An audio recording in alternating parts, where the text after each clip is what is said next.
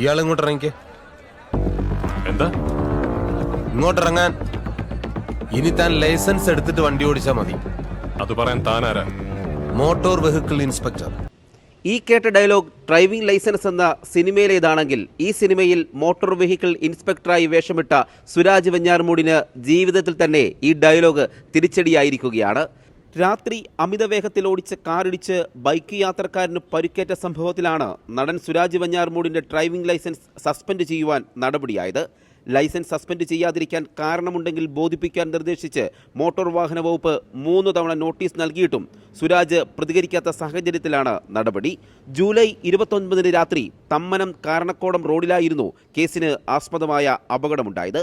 സുരാജ് ഓടിച്ച car ബൈക്കിലിടിച്ച് bike യാത്രികൻ മഞ്ചേരി സ്വദേശിയായ ശരത്ത് എന്ന 31 വയസ്സുകാരന് വലതുകാലിലെ പെരുവിരലിന്റെ അസ്ഥി ഒടിയുകയും മറ്റ് 4 വിരലുകൾക്ക് മുറിവേൽക്കുകയും ചെയ്തിരുന്നു. പാലാരിവട്ടം പോലീസാണ് FIR ഇട്ട് മോട്ടോർ വാഹന വകുപ്പിന് കൈമാറിയത്. രജിസ്റ്റർ ചെയ്ത് സുരാജിന് അയച്ച നോട്ടീസ് കൈപ്പറ്റിയതായി രസീത് RTOയ്ക്ക് ലഭിച്ചിട്ടുമുണ്ട്.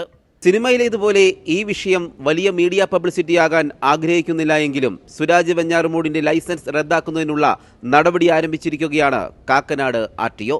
ക്യാമറാമാൻ വിവേക് ജി വിനോദിനൊപ്പം CR Shyam, focus news TV, Kochi.